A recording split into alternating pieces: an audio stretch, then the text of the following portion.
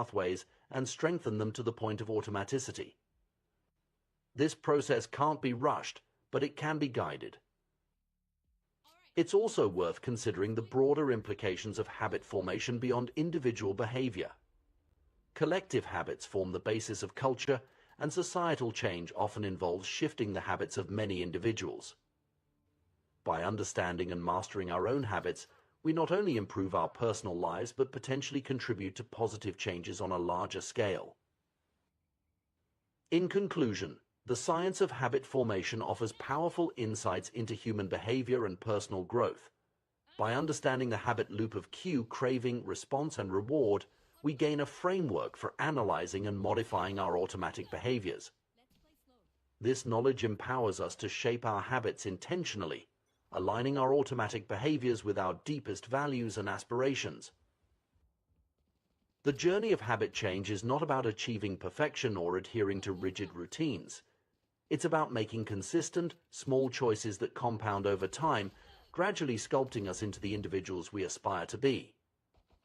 It's a process of continuous growth and refinement, where each small action is a vote for our desired identity. As we navigate this process, we must approach it with patience, self-compassion, and a long-term perspective. Meaningful change doesn't happen overnight, but through the accumulation of many small, consistent actions over time. By focusing on the process rather than just the outcome, we can find joy and fulfillment in the journey of personal growth itself. Ultimately, mastering our habits is about taking control of our own evolution. It's about consciously shaping our behaviors, our identities, and by extension, our lives. In doing so, we don't just change our routines, we change our worlds, opening up new possibilities and creating the freedom to live life on our own terms. The power of habit formation lies not just in its ability to automate our behaviors, but in its potential to transform who we are and who we can become. The human mind is a marvel of efficiency, constantly working to streamline our experiences and behaviors. At the heart of this process lies the formation of habits, automatic behaviors that allow us to navigate the complexities of daily life with minimal conscious effort. Understanding the mechanics of habit formation not only provides fascinating insights into human behavior, but also offers powerful tools for personal growth and transformation. The foundation of habit formation rests on a simple yet profound four-step process: cue, craving, response, and reward. This habit loop is the backbone of every habit, from the most trivial to the most impactful. By understanding and manipulating these four components, we gain the ability to shape our behaviors intentionally, cultivating habits that serve our goals and dismantling those that hinder us. Let's delve deeper into each stage of the habit loop and explore how we can leverage this knowledge to create positive change in our lives. The cue is the trigger that initiates a habit. It can be anything in our environment that our brain associates with a particular behavior.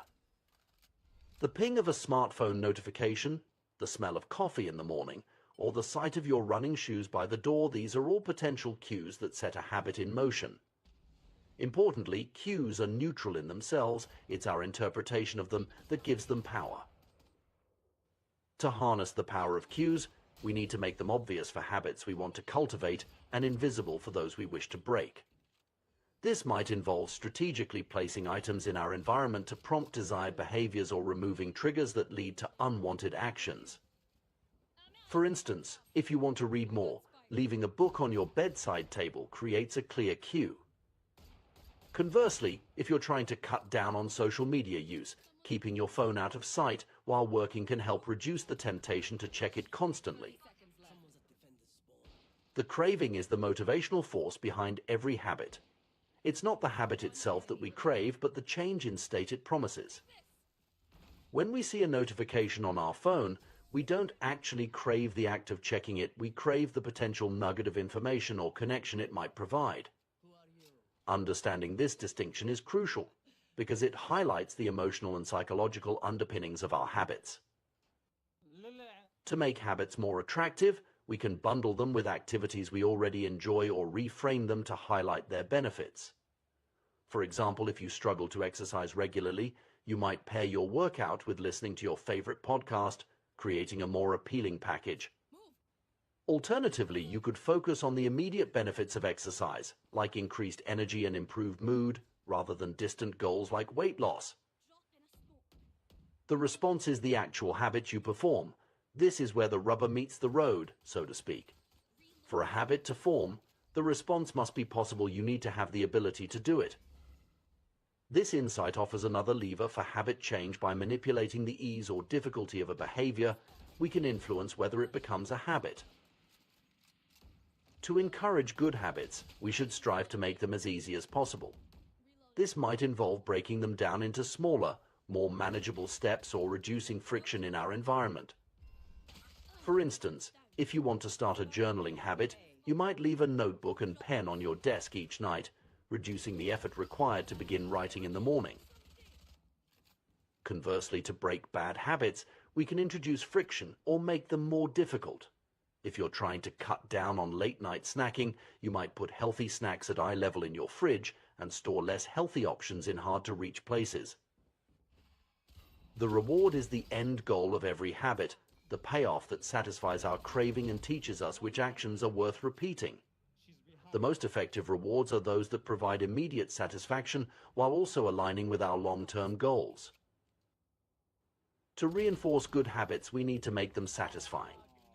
This might involve celebrating small wins or tracking our progress visually. For example, marking off days on a calendar when you complete a desired habit can provide a sense of accomplishment and motivation to continue. For breaking bad habits, we can make them unsatisfying by attaching immediate negative consequences. This could be as simple as telling a friend about your goal and agreeing to pay them a small amount each time you slip up.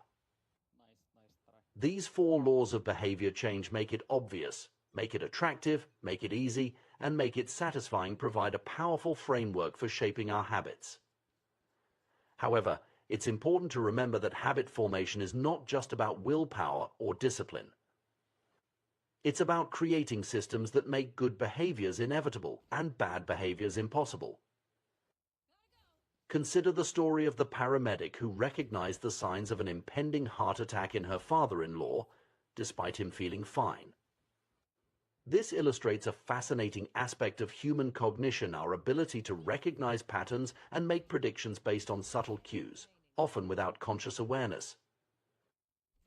Through years of experience, the paramedic had unknowingly developed the ability to recognize the facial patterns associated with heart problems. Her brain had catalogued these cues, creating an automatic response system that allowed her to identify potential issues quickly. This phenomenon isn't unique to medical professionals. Similar stories abound in various fields. Military analysts can distinguish between friendly and enemy aircraft on radar screens based on minute differences.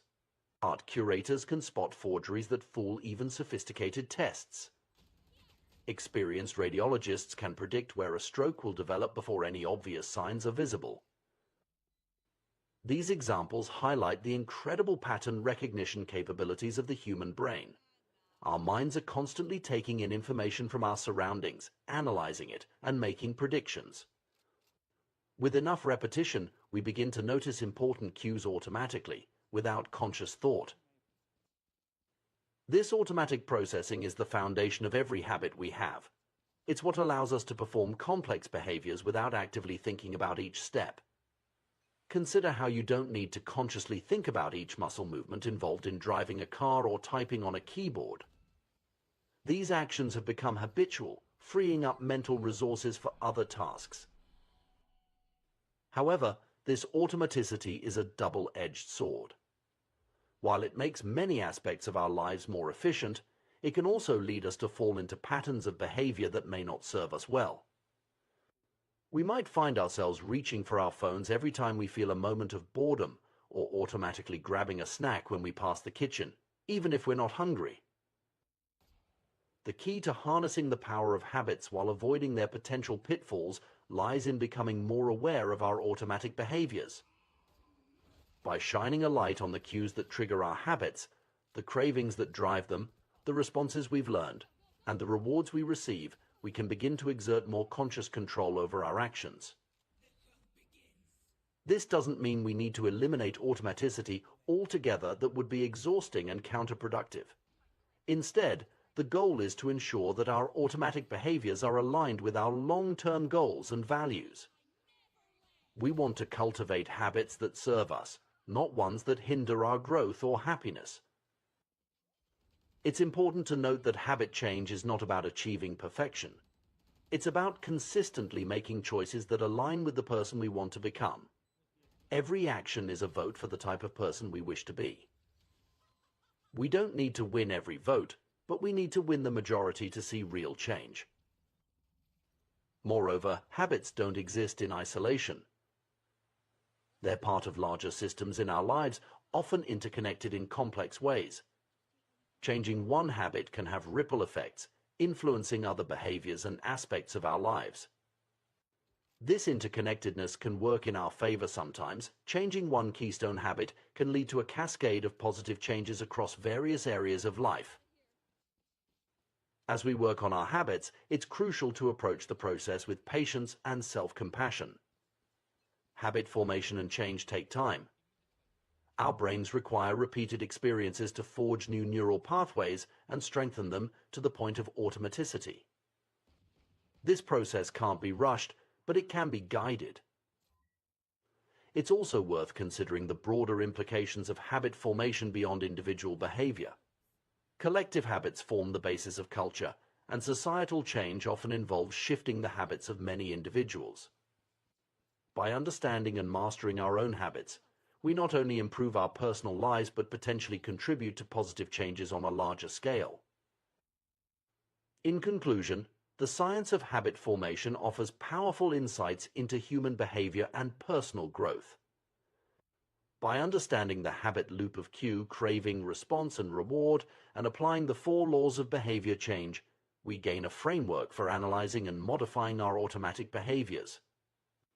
This knowledge empowers us to shape our habits intentionally, aligning our automatic behaviors with our deepest values and aspirations. The journey of habit change is not about achieving perfection or adhering to rigid routines. It's about making consistent, small choices that compound over time, gradually sculpting us into the individuals we aspire to be. It's a process of continuous growth and refinement, where each small action is a vote for our desired identity. As we navigate this process, we must approach it with patience, self-compassion, and a long-term perspective.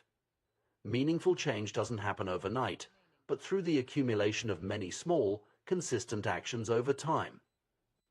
By focusing on the process rather than just the outcome, we can find joy and fulfillment in the journey of personal growth itself. Ultimately, mastering our habits is about taking control of our own evolution. It's about consciously shaping our behaviors, our identities, and by extension, our lives. In doing so, we don't just change our routines, we change our worlds, opening up new possibilities and creating the freedom to live life on our own terms. The power of habit formation lies not just in its ability to automate our behaviors, but in its potential to transform who we are and who we can become. In our fast-paced world, we often find ourselves operating on autopilot, our actions guided by deeply ingrained habits that we may not even be consciously aware of. These habits, whether beneficial or detrimental, shape our daily lives and ultimately determine our long-term outcomes. Understanding and harnessing the power of habits is crucial for personal growth and achieving our goals.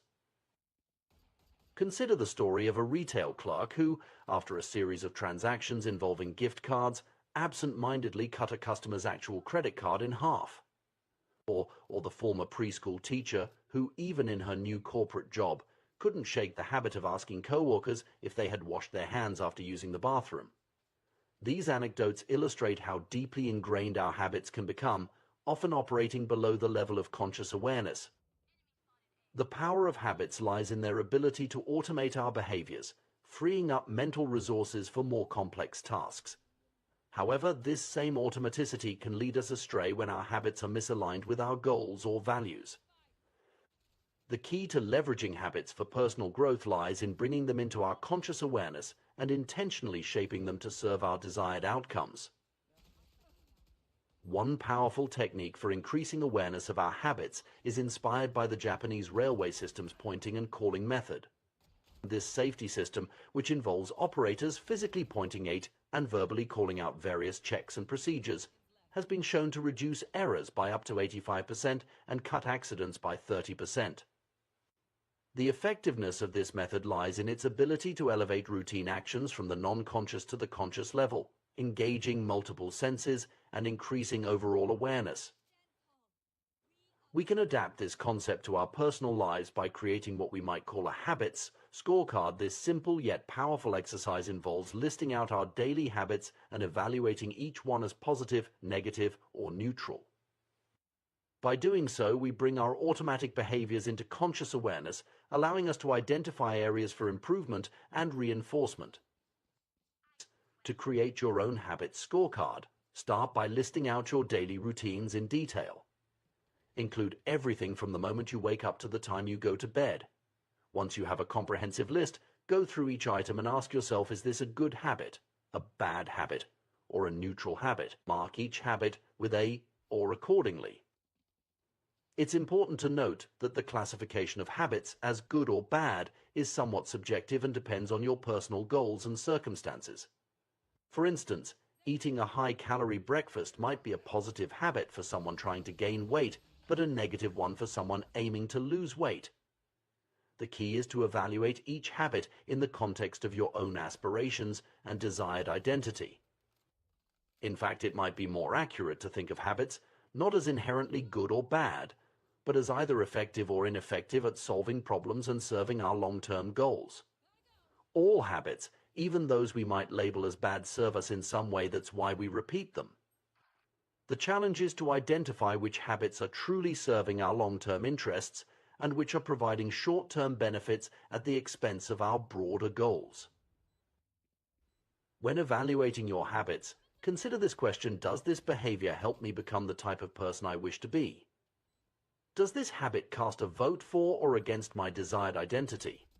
Habits that align with and reinforce your desired identity are generally positive, while those that conflict with it are typically negative. As you work through your habit scorecard, resist the urge to judge or criticize yourself. The goal at this stage is simply to observe and become aware of your behaviors, not to change them immediately. Approach the exercise with a sense of curiosity, as if you were an impartial observer of your own life. Notice your patterns without attaching emotion or self-judgment to them. This neutral observation is a crucial first step in the process of habit change. By simply becoming aware of our habits, we often naturally begin to adjust our behaviors. It's like shining a light into a dark room. Suddenly we can see what's actually there, and that awareness alone can be transformative. For those who find they need additional support in maintaining this awareness, the pointing and calling method can be adapted for personal use. For example, if you're trying to reduce snacking, you might say out loud, "I'm about to eat this cookie, but I don't need it. Eating it will move me further from my health goals." This verbalization brings the action fully into your conscious awareness, creating a moment of pause that allows you to make a more intentional choice. As you become more aware of your habits, you may start to notice the cues that trigger them. These cues: the ping of a notification, the sight of the TV remote, the smell of coffee, often become so familiar that they fade into the background of our awareness. By bringing these cues back into focus, we gain the power to interrupt the habit loop and potentially reshape our responses. It's worth noting that the process of habit change is not about achieving perfection or adhering to rigid routines. Rather, it's about making consistent, small choices that align with our desired identity and long-term goals. Every action we take is essentially a vote for the type of person we want to become. We don't need to win every vote, but we need to win the majority to see real change. Moreover, habits don't exist in isolation. They're part of complex systems in our lives, often interconnected in ways we might not immediately recognize. Changing one habit can have ripple effects, influencing other behaviors and aspects of our lives. This interconnectedness can work in our favor sometimes, Changing one keystone habit can lead to a cascade of positive changes across various areas of life. As we work on becoming more aware of our habits and shaping them intentionally, it's crucial to approach the process with patience and self-compassion. Habit formation and change take time. Our brains require repeated experiences to forge new neural pathways and strengthen them to the point of automaticity. This process can't be rushed, but it can be guided with consistent effort and awareness. It's also important to consider the broader implications of habit formation beyond individual behavior. Collective habits form the basis of culture, and societal change often involves shifting the habits of many individuals. By understanding and mastering our own habits, we not only improve our personal lives but potentially contribute to positive changes on a larger scale. The journey of habit awareness and change is not always easy. It requires us to confront uncomfortable truths about our behaviors and to challenge deeply ingrained patterns. However, the rewards of this process are immense. By bringing our habits into conscious awareness and intentionally shaping them to serve our goals, we gain a powerful tool for personal transformation. Imagine the compound effect of replacing just a few ineffective habits with more beneficial ones. Over time, these small changes can lead to dramatic improvements in our health, productivity, relationships, and overall quality of life. The key is to start small, focus on consistency rather than perfection, and maintain awareness of our behaviors over time. As we become more adept at recognizing and shaping our habits, we may find that this awareness extends beyond individual behaviors to larger patterns in our lives. We might start to notice recurring themes in our relationships, our work, or our emotional responses. This expanded awareness can open up new possibilities for growth and change in all areas of our lives. Furthermore, the skills we develop in habit awareness and modification can be applied to achieving any goal or making any change in our lives. Whether we're aiming to advance in our careers, improve our health, or cultivate better relationships, the ability to intentionally shape our habitual behaviors is a powerful tool. In conclusion, the journey of habit awareness and change is a fundamental aspect of personal growth and self-improvement. By bringing our automatic behaviors into conscious awareness, evaluating their effectiveness, and intentionally shaping them to serve our goals, we gain the power to direct our own evolution. This process requires patience, self-compassion, and consistent effort, but the potential rewards are immense. As we navigate this journey, we're not just changing our routines, we're reshaping our identity and our world. Each small action, each habit we modify, is a step towards becoming the person we aspire to be. In this way, the process of habit change is not just about achieving specific goals, but about continually growing and evolving as individuals. The power of habits lies not just in their ability to automate our behaviors, but in their potential to transform who we are and who we can become. By mastering our habits, we take control of our own destiny, creating the freedom to live life on our own terms and to make a positive impact on the world around us. In the complex tapestry of human behavior, habits play a crucial role in shaping our daily lives and long-term outcomes. Understanding how habits form, persist, and can be changed is essential for personal growth and self-improvement. At the heart of this understanding lies the concept of cue-induced wanting, a phenomenon that explains why breaking bad habits can be so challenging. Cue-induced wanting occurs when an external trigger sparks a compulsive craving to repeat a particular behavior, often a bad habit. This process is constantly at work in our lives, frequently operating below the level of conscious awareness. Research has shown that even incredibly brief exposure to cues associated with addictive behaviors can stimulate the brain's reward pathways and ignite desire. For instance, showing cocaine addicts an image of the drug for just 33 milliseconds too fast for conscious recognition is enough to trigger craving. This insight reveals a fundamental truth about habits. While they can be broken, they are rarely, if ever, completely forgotten. Once the neural pathways associated with a habit are established in the brain, they remain etched there, even if they go unused for extended periods. This persistence of habit-related neural structures explains why resisting temptation through sheer willpower is often an ineffective long-term strategy for behavior change. Maintaining constant vigilance against temptation is exhausting and unsustainable in a world filled with distractions and triggers. While it's possible to overpower temptation in the short term through force of will, this approach is likely to fail over time as our mental resources become depleted. Instead, we must recognize that we are, to a large extent, products of our environment. The contexts in which we live, work, and play exert a powerful influence on our behavior, often more so than our conscious intentions. Given this reality, a more effective approach to eliminating bad habits is to focus on reducing exposure to the cues that trigger them. This strategy involves restructuring our environment to make the stimuli associated with undesirable behaviors less prominent or entirely absent. For example, if smartphone use is interfering with productivity, simply placing the device in another room can significantly reduce the temptation to check it constantly. Similarly, unfollowing social media accounts that provoke feelings of jealousy or inadequacy can help break the cycle of comparison and self-doubt.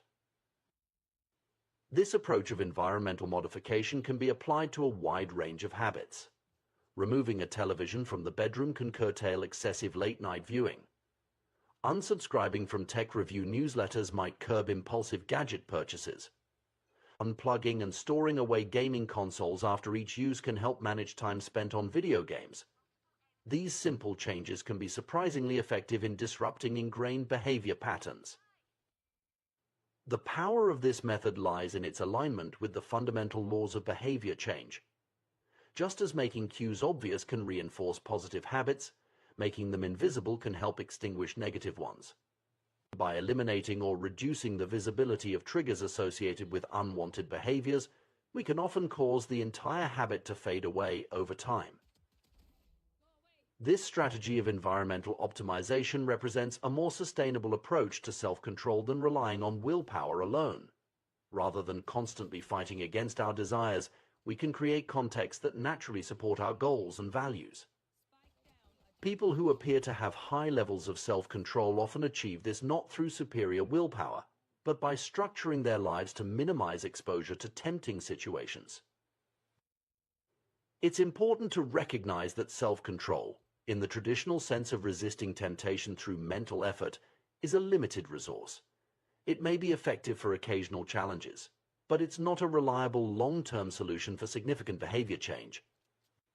Instead of repeatedly summoning the willpower to do the right thing, we're better off investing our energy in creating environments that make good choices easier and bad choices harder. This principle extends beyond individual habits to broader aspects of our lives.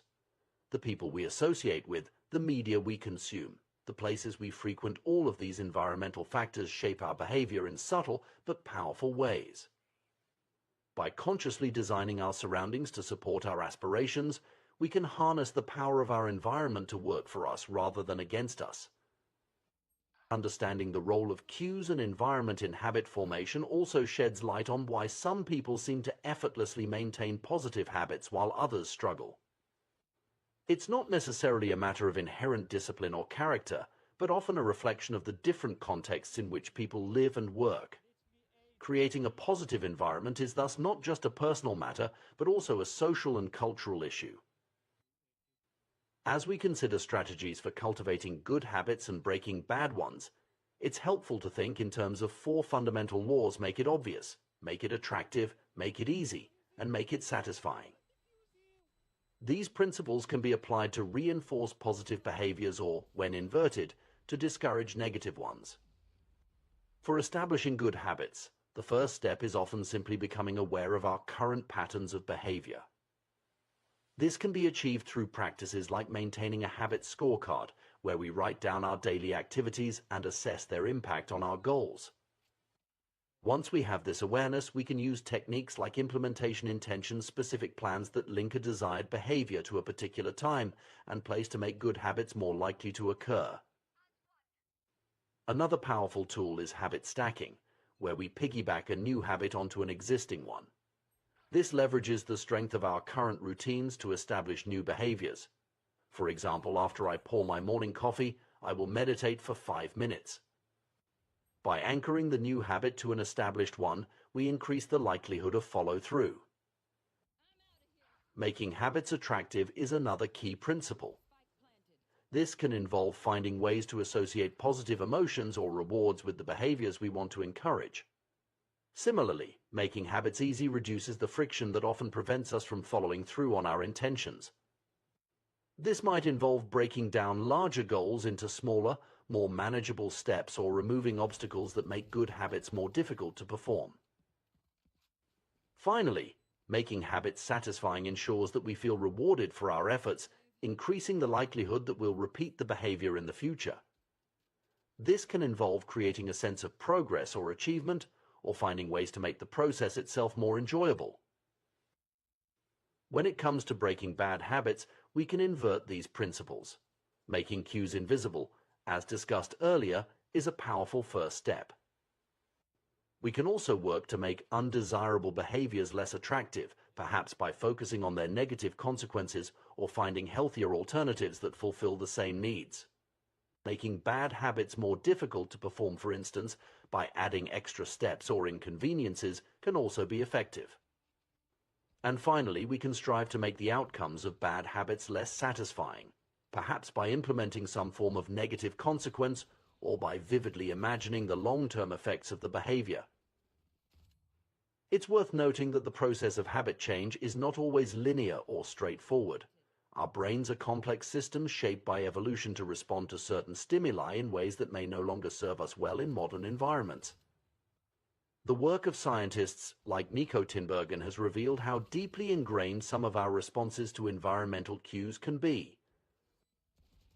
Tinbergen's experiments with herring gulls and greylag geese demonstrated the power of supernormal stimuli, exaggerated versions of natural cues that elicit stronger than normal responses. Baby gulls, for instance, were found to peck more vigorously at cardboard beaks with larger or more numerous red spots than at real gull beaks. Similarly, geese would attempt to roll larger, egg-shaped objects into their nests with greater effort than they would expend on actual eggs. These findings have profound implications for understanding human behavior in modern contexts. Just as the animals in Tinbergen's experiments responded more strongly to exaggerated versions of natural stimuli, humans often find themselves powerfully drawn to supernormal stimuli environment. Junk food, with its heightened flavors and carefully engineered combinations of salt, sugar, and fat, is a prime example of this phenomenon. Our brains, shaped by hundreds of thousands of years of evolution in environments where calories were scarce and hard to come by, are primed to seek out and consume energy-dense foods whenever they're available. In our ancestral past, this drive served us well, helping to ensure survival in uncertain conditions. Today, however, in an environment of abundance, these same instincts can lead us astray, driving overconsumption and contributing to health problems. This mismatch between our evolutionary programming and our current environment extends beyond food to many other aspects of modern life. The instant gratification offered by social media, the immersive experiences provided by video games, the constant stream of novel information available at our fingertips, all of these can be seen as supernormal stimuli that hijack our reward systems in ways our ancestors never had to contend with. Understanding these dynamics can help us approach habit change with greater compassion for ourselves and others.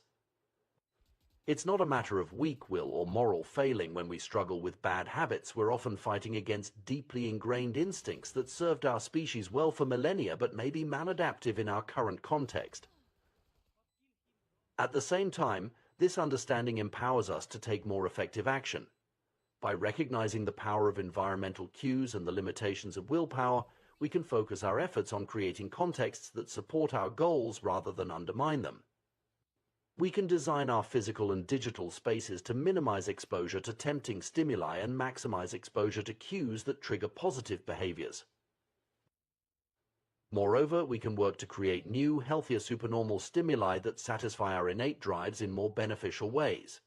For instance, we might seek out activities that provide the novelty and excitement our brains crave, but in forms that contribute to our well-being rather than detract from it. Engaging hobbies, challenging physical activities, or immersive learning experiences can all provide the kind of stimulation our brains seek, without the negative consequences associated with many modern sources of supernormal stimuli. In conclusion, the journey of habit change is a complex but fascinating one, deeply rooted in our evolutionary history and profoundly influenced by our modern environment. By understanding the mechanisms behind habit formation and persistence, we can develop more effective strategies for personal growth and self-improvement. The key lies not in heroic feats of willpower, but in thoughtful design of our environments and routines to align with our goals and values. Through this approach, we can harness the power of our habits to create lasting positive change in our lives. The intricate relationship between human behavior, habit formation, and the food industry reveals fascinating insights into the nature of desire and consumption in our modern world. At the heart of this relationship lies the powerful influence of dopamine, a neurotransmitter that plays a crucial role in motivation, reward, and habit formation. The food science industry has harnessed our biological predispositions to create products that are irresistibly attractive to consumers. By manipulating factors such as texture, flavor, and sensory experience, food scientists have developed techniques to make processed foods exceptionally appealing. The concept of dynamic contrast. In food, the combination of different sensations like crunchiness and creaminess keeps our brains engaged and interested, encouraging continued consumption beyond the point of satiety. This optimization of food products extends to finding the perfect bliss point, a precise balance of salt, sugar, and fat that maximizes palatability and appeal. The result is a category of hyper-palatable foods that effectively hijack our reward systems, leading to overconsumption and potentially contributing to issues like obesity and related health problems. The power of these engineered foods lies in their ability to trigger dopamine release in our brains.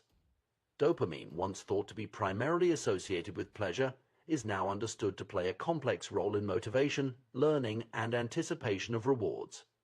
Crucially, dopamine is released not just when we experience pleasure, but also when we anticipate it. This anticipatory aspect of dopamine release is key to understanding why certain habits, including those related to food consumption, can become so deeply ingrained and difficult to break. The dopamine-driven feedback loop that underlies habit formation extends far beyond food. In our modern society, we are surrounded by highly engineered versions of reality that are more attractive and stimulating than anything our ancestors encountered.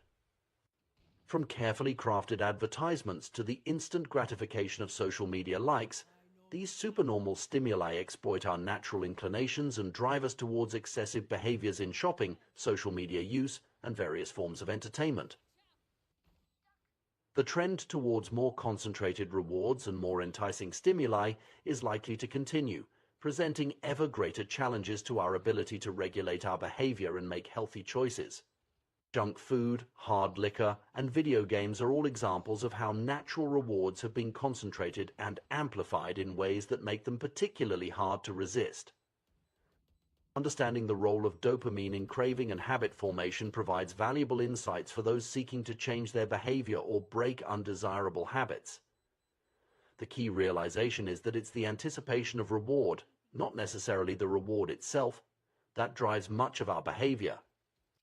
This explains why the excitement of planning a vacation can sometimes exceed the enjoyment of the trip itself, or why the anticipation of a special event can be more thrilling than the event itself. This knowledge can be leveraged to make positive habits more attractive and thus more likely to stick. By finding ways to increase the anticipation of rewards associated with beneficial behaviors, we can harness the power of our dopamine system to work in our favor. Similarly, understanding the role of environmental cues in triggering cravings can help us design our surroundings to support our goals rather than undermine them. The challenge we face is significant.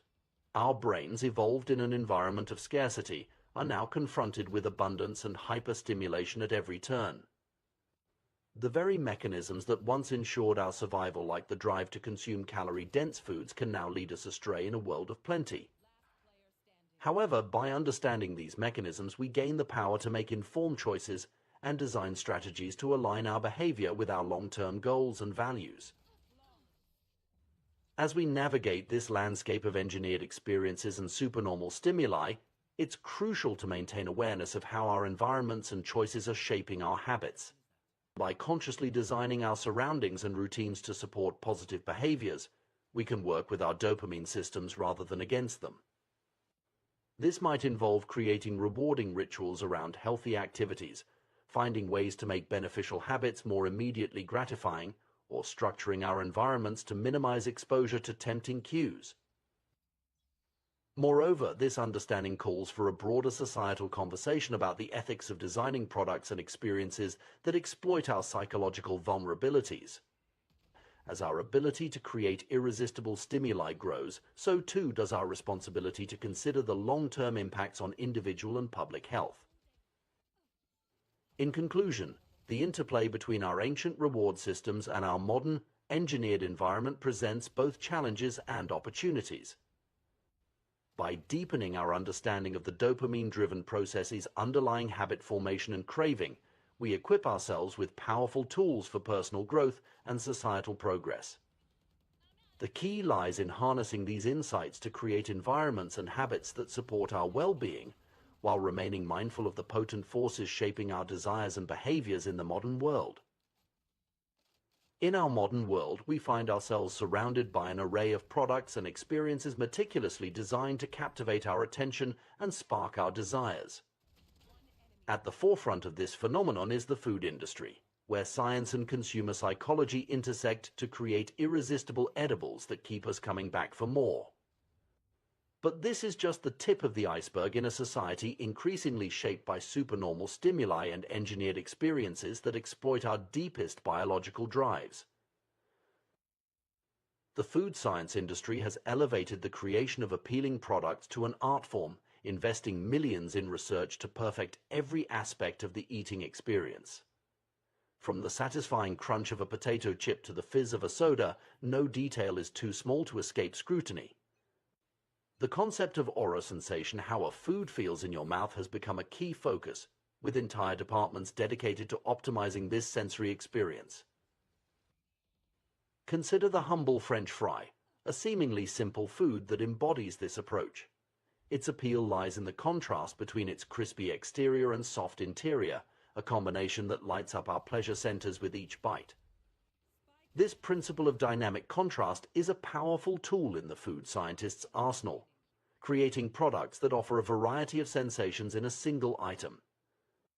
The gooey cheese atop a crisp pizza crust, or the interplay between a crunchy cookie and its creamy filling, are prime examples of this strategy in action. These techniques serve a singular purpose: to keep us engaged and eating long past the point where we might normally feel satisfied. Natural, unprocessed foods tend to become less appealing as we consume them, a phenomenon known as sensory-specific satiety. Your brain gradually loses interest in the repetitive sensations, signaling that it's time to stop eating. However, foods high in dynamic contrast circumvent this natural mechanism, maintaining novelty and interest bite after bite. The ultimate goal of this scientific approach to food design is to find the bliss point, that perfect balance of salt, sugar, and fat that makes a product irresistible to the human palate. This combination triggers a powerful response in our brains, overriding natural satiety signals and encouraging overconsumption. The result is a category of hyperpalatable foods that are incredibly attractive to our reward systems, often leading to overeating and associated health issues. But the implications of this approach extend far beyond the realm of nutrition. The principle at work here, making something more attractive to increase the likelihood of repeated engagement, is a fundamental aspect of habit formation. In essence, the food industry has become adept at creating habit-forming products by exploiting our natural tendencies and biological drives. This phenomenon is not limited to food. Our modern society is replete with examples of engineered experiences designed to be more appealing than anything our ancestors encountered. Retail stores use mannequins with exaggerated features to sell clothing, tapping into our instinctive responses to certain body shapes. Social media platforms have perfected the art of delivering rapid-fire positive reinforcement, providing more likes and praise in a few minutes than we might receive in days of real-world interaction. The world of online entertainment offers perhaps the most striking examples of this trend. Pornography sites present a constant stream of novel, highly stimulating content at a pace impossible to replicate in real life. Video games offer immersive experiences that can be more engaging than many real-world activities. Even advertisements have become highly sophisticated, using ideal lighting, professional makeup, and digital editing to create images that are more attractive than reality. These are all examples of supernormal stimuli, artificial constructs that exaggerate the features we're naturally attracted to, eliciting a stronger response than we would have to natural stimuli. Our instincts, honed over millennia of evolution, are ill-equipped to handle these intensified versions of reality. As a result, we often find ourselves drawn into excessive behaviors, whether it's overeating, compulsive shopping, social media addiction, or other habits that can be detrimental to our well-being. The trend towards more concentrated rewards and more enticing stimuli shows no signs of slowing down. If anything, history suggests that future opportunities for gratification will be even more attractive than those available today. We can see this pattern in the evolution of various products and experiences. Junk food offers a more concentrated form of calories than natural foods. Hard liquor provides a more potent dose of alcohol than beer. Video games present a more immersive and stimulating form of play than traditional board games. This intensification of experience poses a significant challenge to our ability to regulate our behavior and make healthy choices. We find ourselves equipped with brains that evolved in an environment of scarcity, now faced with abundance and hyperstimulation at every turn. The very mechanisms that once ensured our survival, like the drive to consume calorie-dense foods when available, can now lead us astray in a world of plenty. To understand why these engineered experiences are so powerful, we need to delve into the neuroscience of habit formation and craving. At the heart of this process is dopamine, a neurotransmitter that plays a crucial role in motivation, reward, and learning. For many years, scientists believed that dopamine was primarily associated with pleasure. However, more recent research has revealed that its role is far more complex and central to a wide range of neurological processes.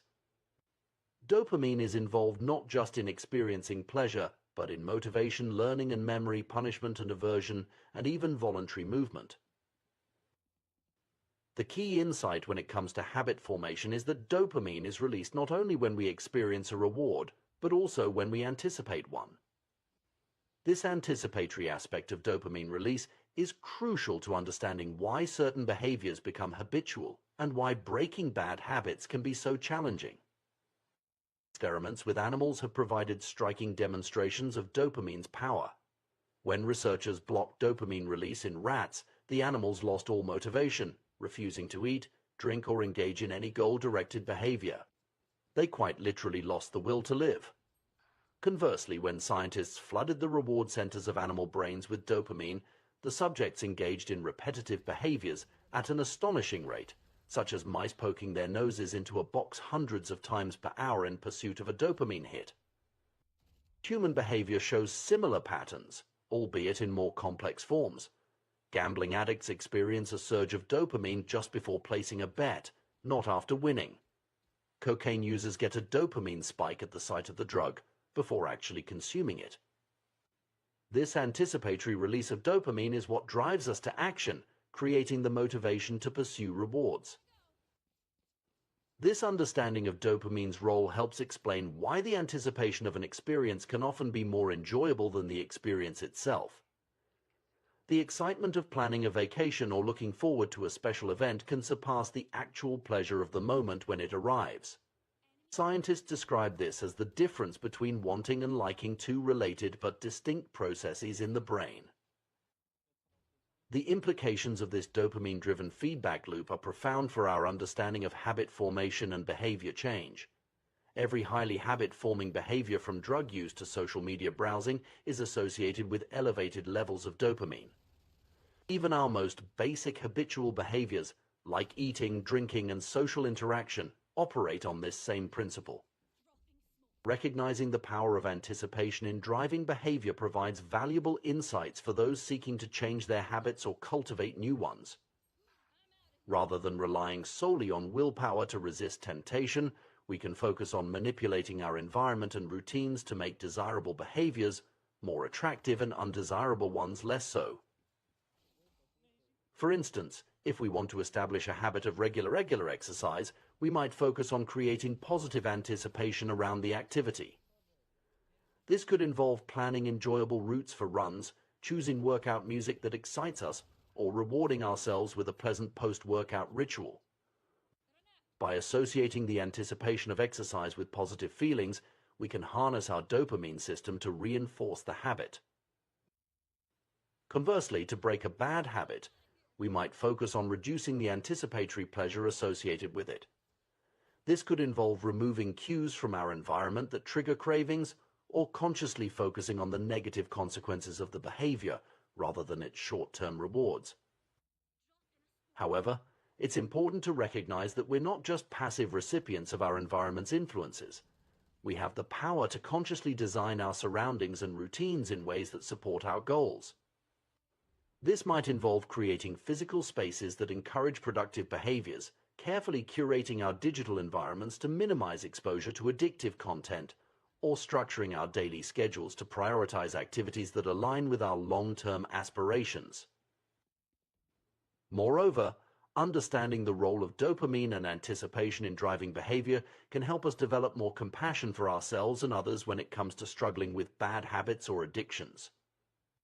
Rather than viewing these challenges as simple matters of willpower or moral failing, we can recognize them as the result of powerful neurological processes shaped by both our biology and our environment.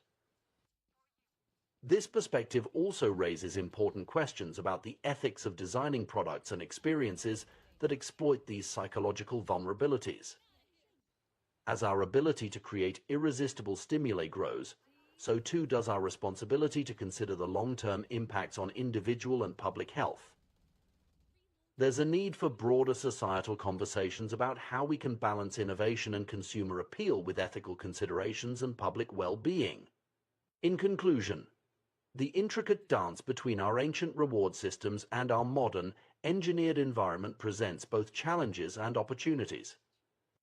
By deepening our understanding of the dopamine-driven processes underlying habit formation and craving, we equip ourselves with powerful tools for personal growth and societal progress. The key lies in harnessing these insights to create environments and habits that support our well-being, while remaining mindful of the potent forces shaping our desires and behaviors in the modern world. As we navigate this landscape of supernormal stimuli and carefully crafted experiences, maintaining awareness of how our choices and surroundings influence our habits becomes crucial. By consciously designing our environments and routines to support positive behaviors, we can work with our dopamine systems rather than against them. This might involve creating rewarding rituals around healthy activities, finding ways to make beneficial habits more immediately gratifying, or structuring our surroundings to minimize exposure to tempting cues.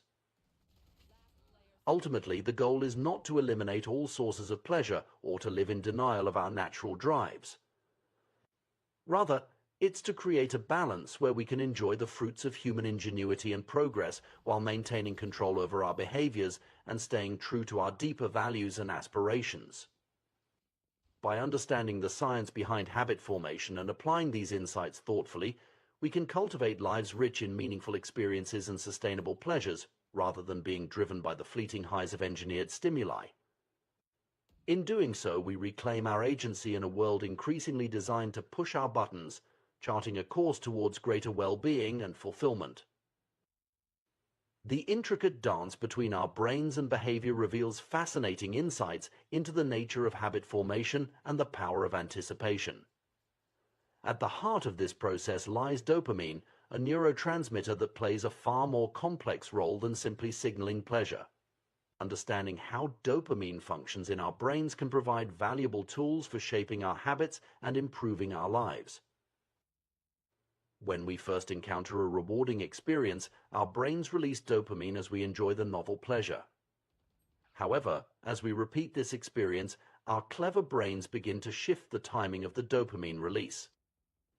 Instead of spiking when we receive the reward, dopamine now surges in anticipation immediately after we recognize a cue associated with the pleasurable experience. This shift is the key to habit formation, as it creates a feeling of desire and a craving to take action whenever we encounter the cue. This anticipatory dopamine release explains why the excitement of looking forward to a vacation can sometimes exceed the enjoyment of the trip itself, or why the build-up to a special event often feels more thrilling than the actual moment. Our brains are wired to motivate us through anticipation, pushing us to pursue rewards based on the expectation of pleasure rather than the pleasure itself. Interestingly, once a habit is firmly established, dopamine no longer increases when we experience the expected reward. However, if we encounter a cue and anticipate a reward that doesn't materialize, dopamine levels drop sharply, leading to feelings of disappointment and frustration.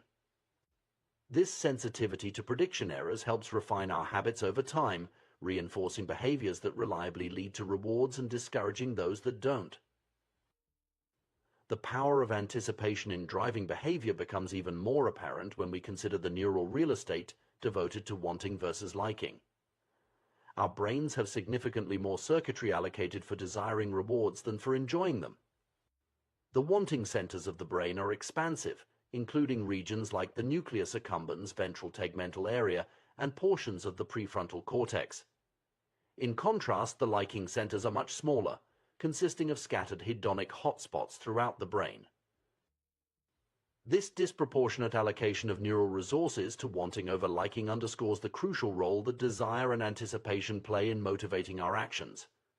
It's not the fleeting moment of pleasure that drives us, but the persistent craving that precedes it. This insight has profound implications for how we approach habit formation and behavior change. Recognizing the power of anticipation, we can employ strategies to make our desired habits more attractive and thus more likely to stick. One such approach is temptation bundling, a clever technique that links an action we want to do with one we need to do. By pairing a necessary but unappealing task with a highly desirable activity, we can leverage our brain's reward system to motivate positive behavior. Consider the story of Ronan Byrne, an engineering student who hacked his stationary bike to only allow Netflix to play while he was pedaling at a certain speed. By bundling the enjoyment of watching his favorite shows with the physical activity he knew he should be doing, Byrne created a powerful incentive for exercise.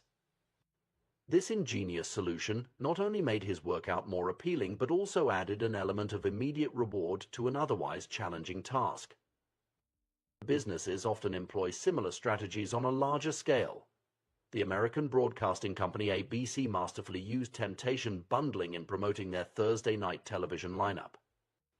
By encouraging viewers to pair watching their shows with enjoyable activities like drinking wine and eating popcorn, ABC associated their programming with relaxation and indulgence.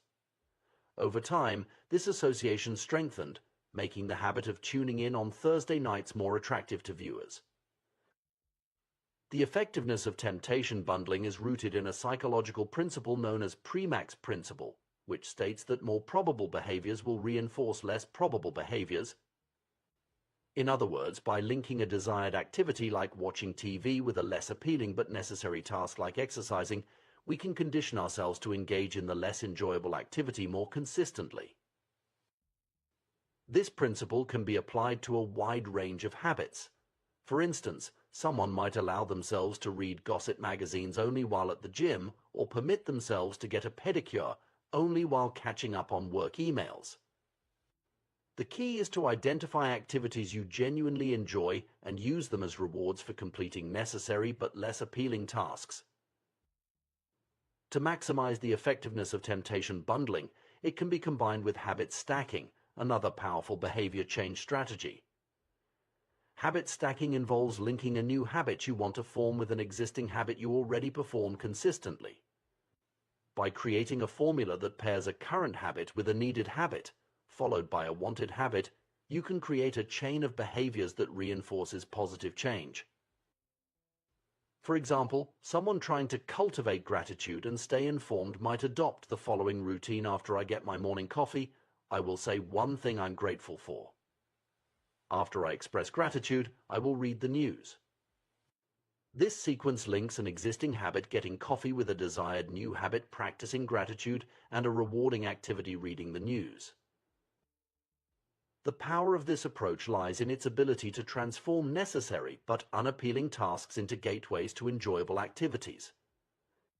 Over time, the anticipation of the reward, like checking social media or watching sports highlights, can make the associated necessary task, like doing burpees or making sales calls, more appealing by association. While temptation bundling and habit stacking are powerful tools, it's important to recognize that they are part of a broader principle, making habits more attractive. In our modern world, we are constantly bombarded with supernormal stimuli, exaggerated versions of reality that are more appealing than anything our ancestors encountered. From junk food engineered to hit the perfect bliss point, of salt, sugar, and fat, to social media platforms designed to deliver constant hits of social validation, these stimuli exploit our brain's reward systems in unprecedented ways. Understanding this landscape of engineered experiences allows us to approach habit formation with greater intentionality. While we may not be able to compete with the intensity of these supernormal stimuli, we can use their principles to enhance the appeal of beneficial habits. By thoughtfully designing our environment and routines, we can create our own heightened versions of reality that make positive behaviors more attractive. For instance, we might create a specially designated, comfortable space for reading to make a daily reading habit more appealing.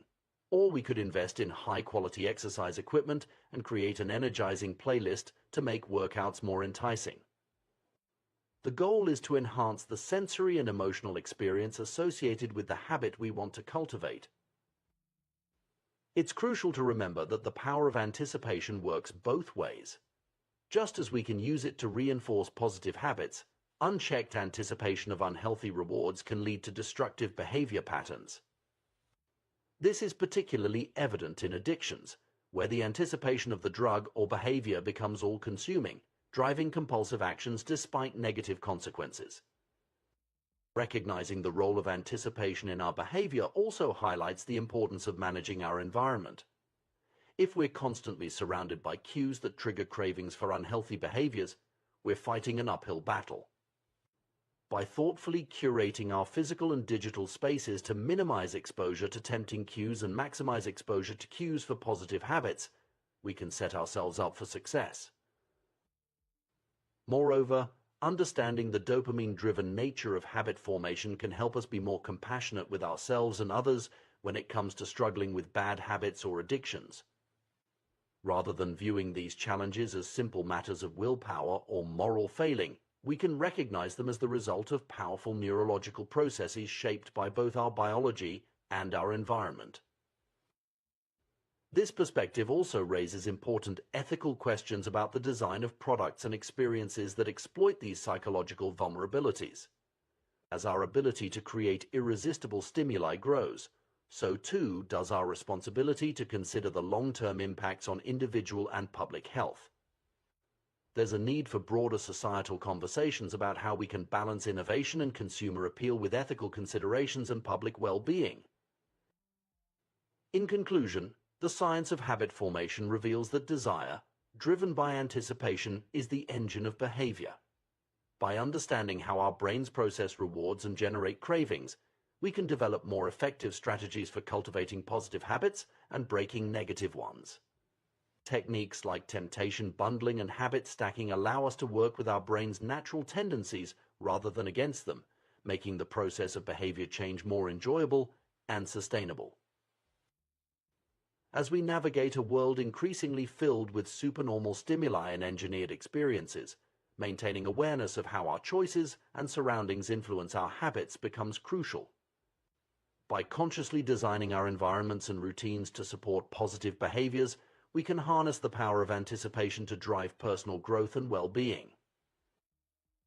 Ultimately, the goal is not to eliminate all sources of pleasure or to live in denial of our natural drives. Rather, it's to create a balance where we can enjoy the fruits of human ingenuity and progress while maintaining control over our behaviors and staying true to our deeper values and aspirations.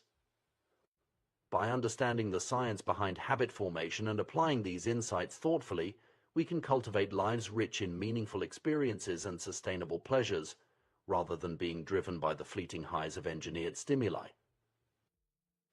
In doing so, we reclaim our agency in a world increasingly designed to push our buttons, charting a course towards greater well-being and fulfillment. The power to shape our habits and thus our lives lies within our grasp. Armed with knowledge of how our brains work and tools to work with our nature rather than against it, we can embark on a journey of continuous self-improvement and personal growth. The power of environment in shaping human behavior is a fascinating and often underappreciated aspect of personal development. This concept is powerfully illustrated by the story of the Polgar sisters, whose extraordinary achievements in chess demonstrate the profound impact that culture and upbringing can have on skill development and habit formation. Laszlo Polgar, a Hungarian educator, held a controversial belief that genius was not innate but could be cultivated through deliberate practice and the development of good habits. He was so convinced of this idea that he set out to prove it with his own children. Laszlo's experiment began even before his children were born, as he sought a wife who would be willing to participate in his unconventional parenting plan. The Polgar household became a carefully crafted environment dedicated to chess excellence. The children were homeschooled, which was unusual in Hungary at the time, allowing for a focused and immersive education. Chess books and pictures of famous players filled the home, creating a constant visual reminder of their goal. The sisters played against each other regularly and competed in high-level tournaments from a young age. Their parents even maintained meticulous records of every competitor the children faced, demonstrating an extraordinary level of commitment to their development. The results of this experiment were nothing short of remarkable.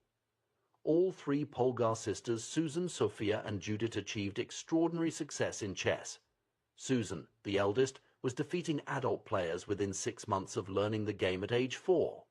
Sophia became a world champion by 14 and later a grandmaster.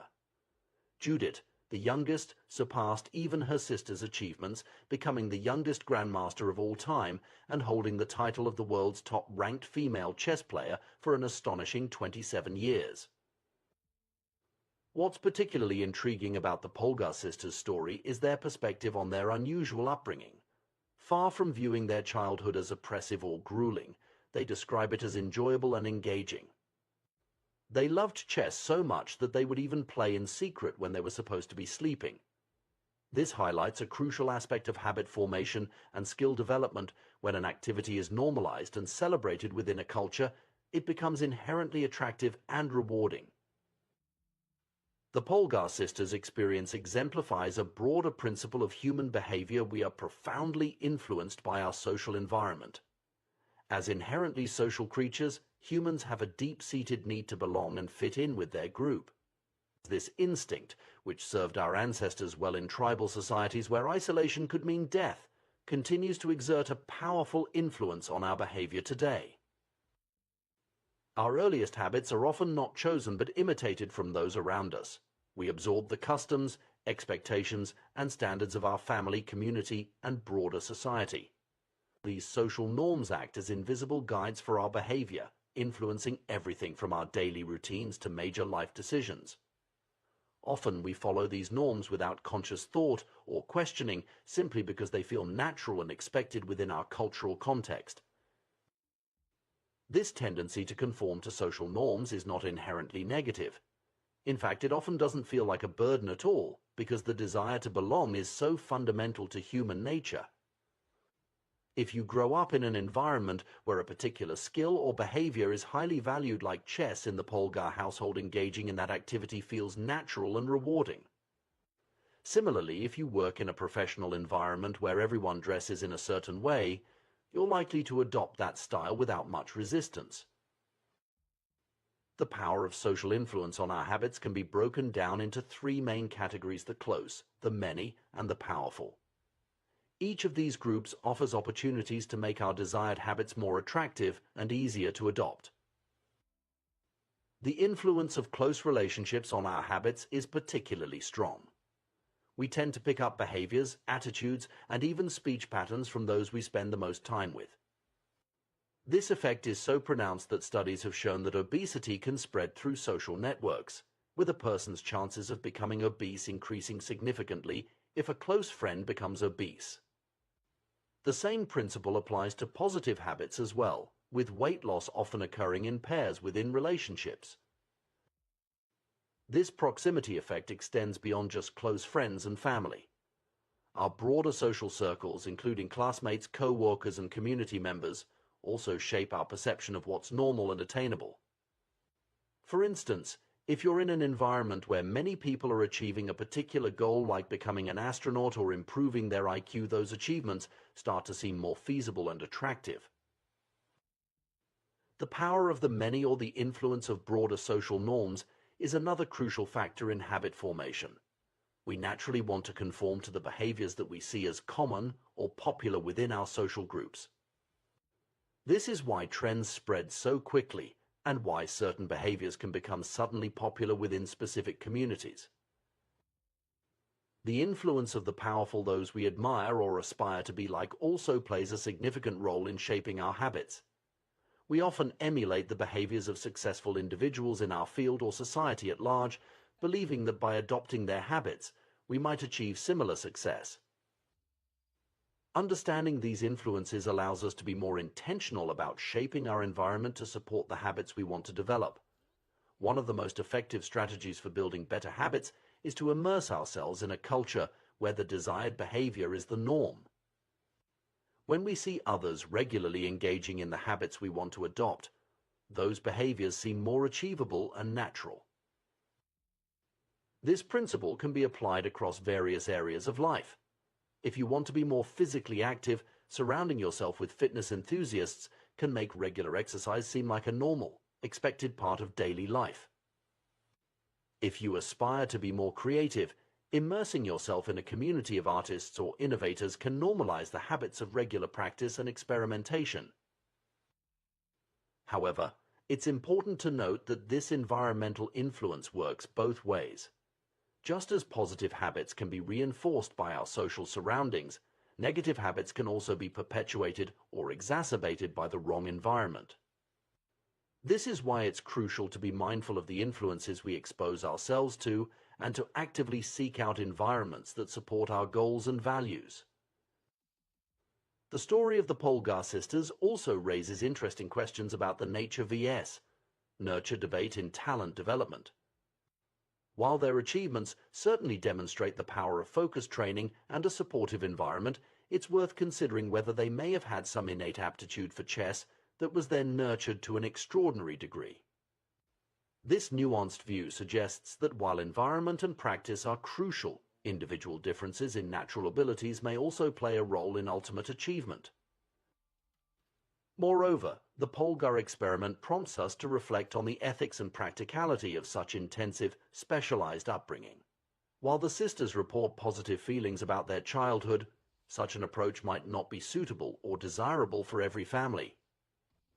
It's important to balance the cultivation of specific skills with the need for a well-rounded education and personal development. In our modern, interconnected world, the concept of our environment extends beyond our physical surroundings to include our digital spaces as well.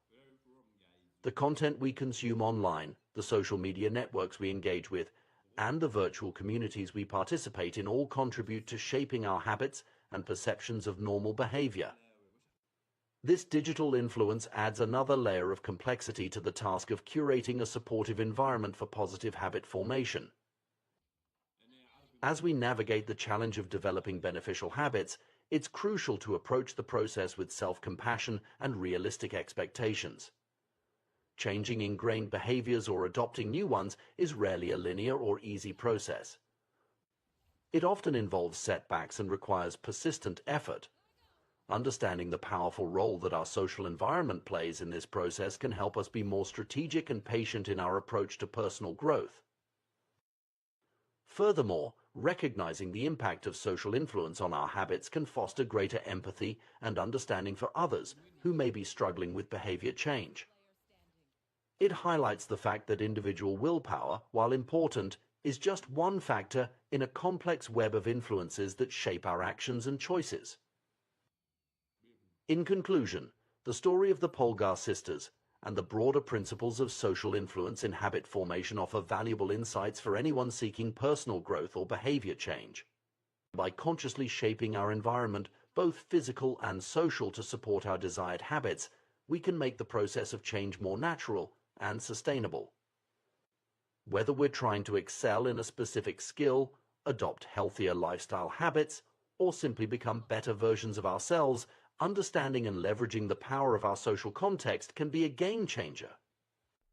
As we strive to improve ourselves and our communities, it's worth reflecting on how we can create cultures that normalize and celebrate positive habits. By doing so, we not only enhance our own lives, but also contribute to a ripple effect of positive change in our broader social circles. The Polgar experiment, while extreme, demonstrates the remarkable potential of human beings when immersed in an environment that consistently reinforces and rewards desired behaviors. Ultimately, the key to lasting behavior change may lie not in Herculean feats of willpower, but in the thoughtful curation of our social environments and the cultivation of communities that support our aspirations. By surrounding ourselves with the right influences and normalizing the habits we wish to adopt, we can harness the natural human inclination to conform and belong in service of our personal and collective growth. The power of social influence on our behavior and habits is profound and often underestimated. We are social creatures, constantly looking to our peers, role models, and cultural norms to guide our actions and shape our identities. This tendency is deeply ingrained in human nature and has played a crucial role in our evolution and survival. One of the most effective ways to cultivate lasting change in our lives is to immerse ourselves in a culture where our desired behavior is already the norm.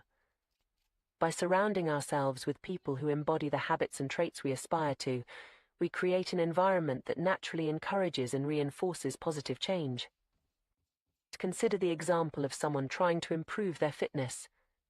Joining a gym can be intimidating for beginners, as they may feel out of place among seasoned athletes. However, imagine a fitness community tailored specifically for self-proclaimed nerds or misfits. In such an environment, newcomers immediately have something in common with other members, perhaps a shared love for science fiction or video games. This common ground creates a sense of belonging, making the process of adopting new fitness habits feel more natural and less daunting. The power of belonging to a tribe cannot be overstated when it comes to sustaining motivation and embedding new habits. When we join a group that aligns with our interests and goals, our personal journey transforms into a collective one.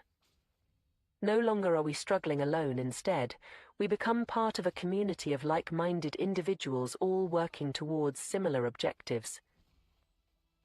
This shift from I to we has a profound impact on our identity and commitment to change. A solitary reader becomes part of a book club, a lone musician joins a band, and an individual cyclist becomes part of a cycling group. The shared identity reinforces and strengthens our personal identity, making it more resilient in the face of challenges and setbacks. It's worth noting that maintaining connections with supportive communities even after achieving initial goals is crucial for long-term success. The friendships and sense of belonging fostered within these groups help to cement new identities and ensure that positive habits persist over time. This is why many people who successfully lose weight or quit smoking find it beneficial to continue attending support group meetings or engaging with their communities long after reaching their primary objectives. The influence of group behavior on individual choices is a well-documented phenomenon in psychology. One classic example is the series of conformity experiments conducted by Solomon Asch in the 1950s. These experiments revealed our startling tendency to doubt our own judgment and conform to group opinion, even when the group is clearly incorrect. In Ash's experiments, participants were asked to perform a simple visual task matching the length of a line to one of 3 comparison lines. Unbeknownst to the actual subject, the other participants were confederates of the experimenter, instructed to unanimously give wrong answers on certain trials. The results were striking. Faced with unanimous opposition, many subjects began to doubt their own perception and conform to the group's incorrect judgments. This tendency to conform to group behavior extends far beyond simple perceptual tasks. In our daily lives, we constantly look to others for cues on how to act, what to buy, where to eat, and countless other decisions. We rely on reviews and ratings to guide our choices, assuming that the wisdom of the crowd will lead us to the best options. While this strategy often serves us well, it can also lead us astray. The pressure to conform to group norms can be so strong that it overrides our individual judgment and even our own best interests. This phenomenon isn't unique to humans. Studies have shown that even chimpanzees will abandon more effective techniques in favor of less efficient methods used by their new group members, simply to fit in. The desire to be accepted by our peers is a powerful motivator, often outweighing the desire to be right or to find the truth. This instinct to conform is deeply rooted in our psychology and has likely played a crucial role in our survival as a species. After all, in many situations throughout human history, going against the group could have dire consequences.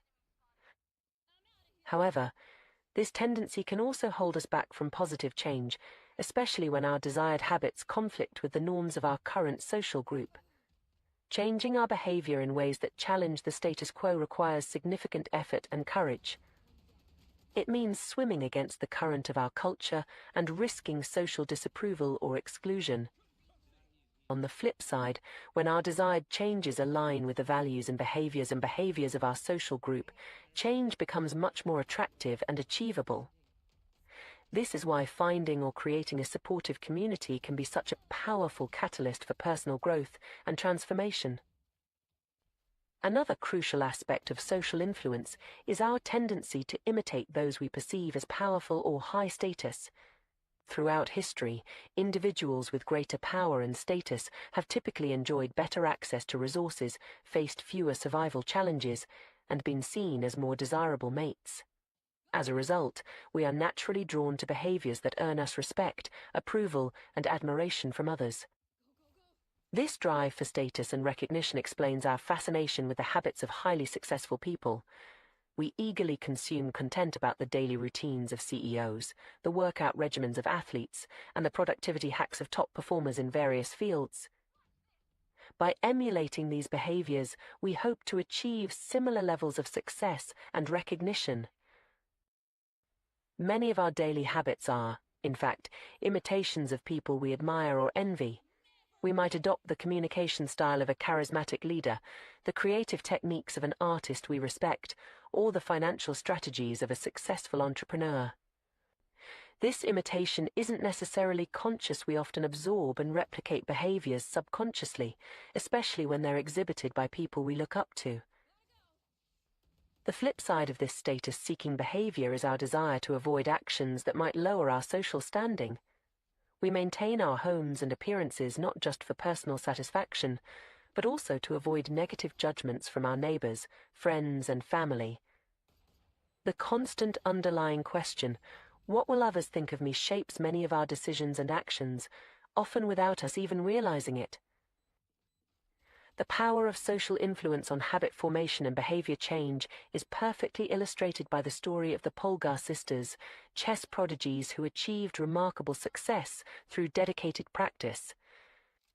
While their individual efforts were undoubtedly crucial, the supportive culture created by their parents and the broader chess community played a significant role in sustaining their motivation and commitment over many years. The sisters' dedication to chess was reinforced not just by parental encouragement, but also by the respect and admiration they received from the chess world. Achieving milestones like becoming grandmasters provided external validation and status, further cementing their identities as exceptional chess players. This combination of internal drive and external recognition created a powerful feedback loop that sustained their intense practice regimen for decades. Understanding the profound impact of social influence on our behavior offers valuable insights for anyone seeking to make lasting changes in their life. Rather than relying solely on willpower and individual effort, we can leverage the power of social connections and cultural norms to support our goals. For those looking to adopt new habits or break old ones, finding or creating a supportive community can be transformative. This might involve joining existing groups aligned with our goals, or even starting our own communities centered around shared interests and aspirations. By surrounding ourselves with people who embody the traits and habits we wish to cultivate, we create an environment that naturally encourages and reinforces positive change. It's also worth examining the cultural norms and social influences that shape our current behaviors. Are there aspects of our social environment that are hindering our growth or reinforcing negative habits? Recognizing these influences is the first step towards either changing our environment or developing strategies to resist unhelpful social pressures. At the same time, we should be mindful of our own potential to influence others. As we work towards our goals and adopt positive habits, we may find ourselves becoming role models for those around us. By openly sharing our journeys, struggles, and successes, we can contribute to creating a culture that values growth, resilience, and mutual support. Ultimately, the interplay between individual choice and social influence is complex and multifaceted. While we have the power to make conscious decisions about our behavior, we are also inevitably shaped by the cultural context in which we live. By understanding and harnessing the power of social influence, we can create environments and communities that support our personal growth and help us become the best versions of ourselves. As we navigate the challenges of changing habits and pursuing personal growth, it's crucial to remember that we're not alone in this journey. The very social nature that can sometimes hinder our progress can also be our greatest ally in achieving lasting change. By consciously choosing our social environments, seeking out supportive communities, and being mindful of the cultural forces that shape our behavior, we can harness the power of social influence to drive positive change in our lives and in the world around us. The human tendency to adopt habits that are praised and approved by our culture is a powerful force that shapes our behaviors and identities. This inclination stems from our deep-seated need to belong and fit in with our social groups. Throughout human history, being accepted by the tribe has been crucial for survival, and this evolutionary legacy continues to influence our actions today. We are particularly prone to imitating the habits of three key social groups: the close, our family and friends; the many, our broader community or tribe; and the powerful, those with status and prestige. This pattern of imitation is not arbitrary but serves important social and psychological functions. Our closest relationships, family and friends, have a profound impact on our habits because they are the people we interact with most frequently and whose opinions we value most highly. We often unconsciously adopt the mannerisms, attitudes, and behaviors of those closest to us.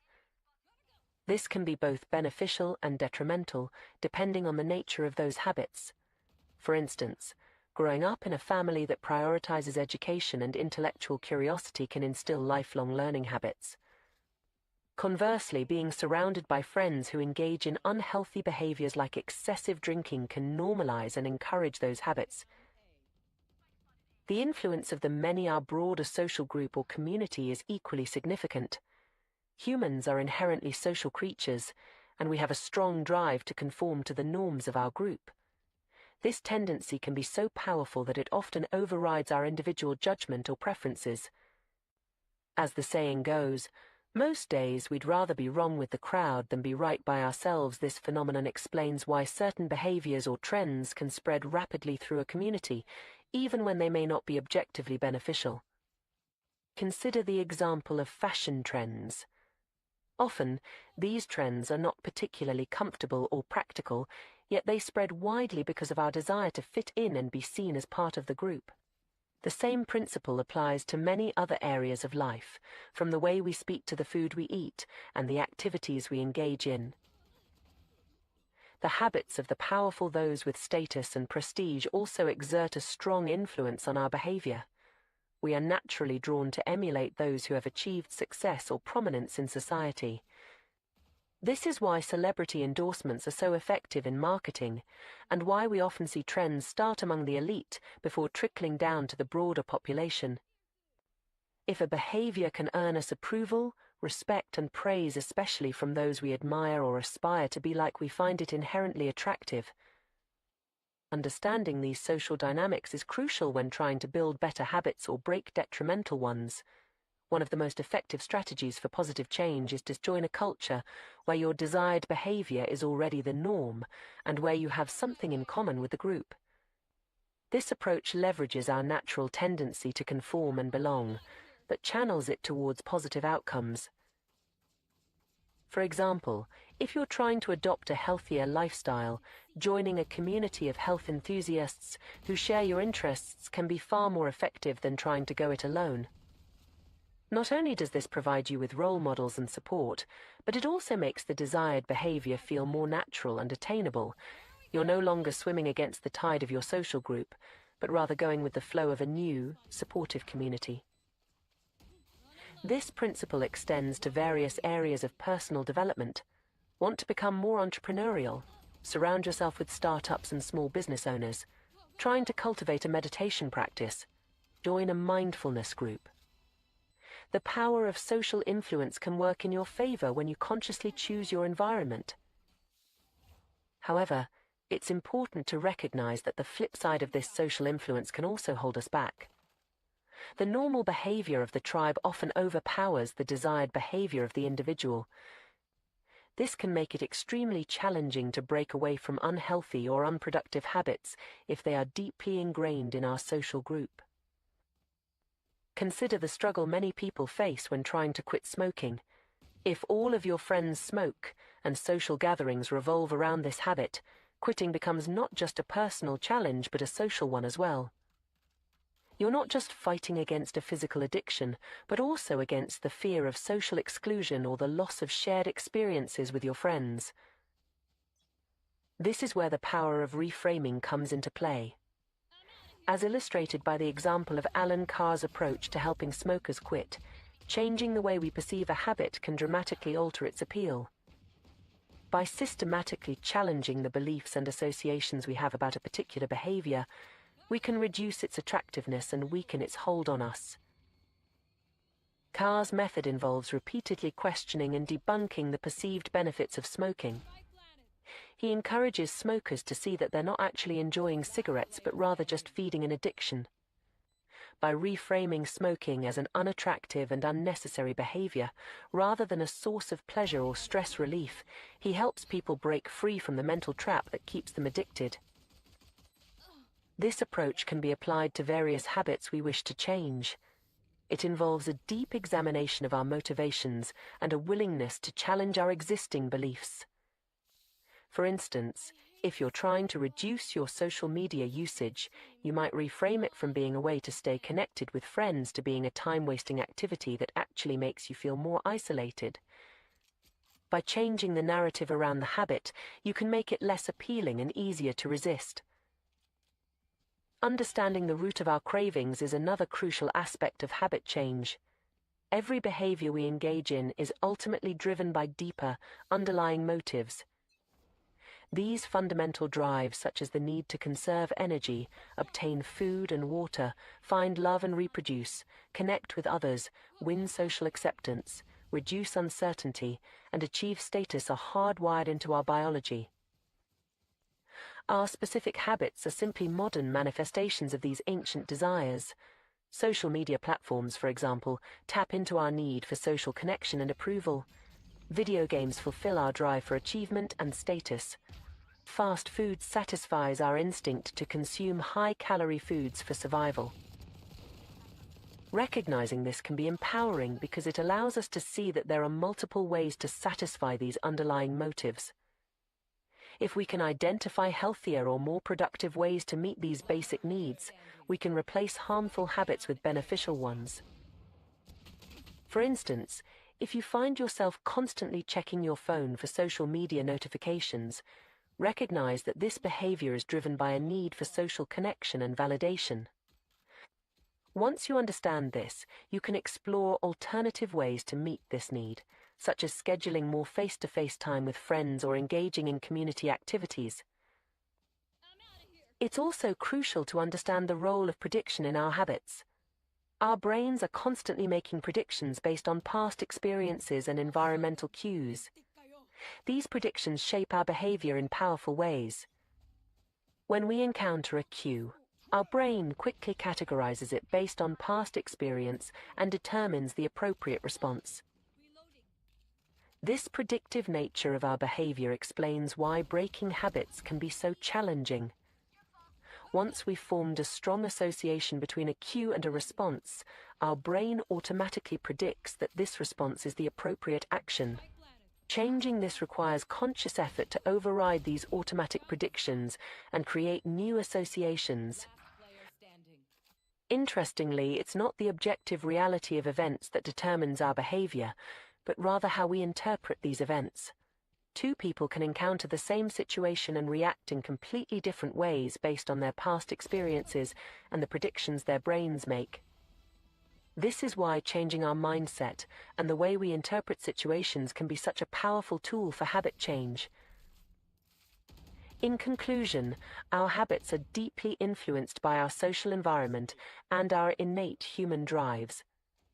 By understanding these influences, we can more effectively shape our behavior.